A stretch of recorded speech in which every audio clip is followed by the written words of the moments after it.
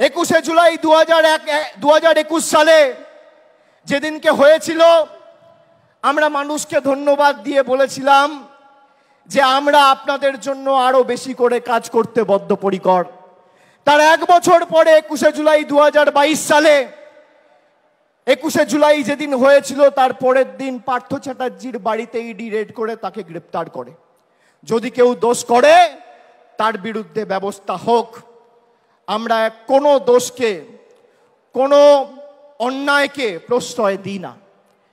কিন্তু এসএসসি কেলেঙ্কারি বা টেট, তথাকথিত এসএসসি বা টেট কেলেঙ্কারির নাম করে যদি পার্থ চ্যাটার্জির বাড়িতে রেড করে ইডি তাকে গ্রেপ্তার করে, তাহলে স্বাধীন ভারতবর্ষের সর্ববৃহৎ কেলেঙ্কারি নিট কেলেঙ্কারি, সেই নিট কেলেঙ্কারিতে প্রশ্নপত্র ফাঁস হওয়ার কারণে ইডি কেন ধর্মেন্দ্র প্রধানের বাড়িতে রেড করে তাকে অ্যারেস্ট করবেন?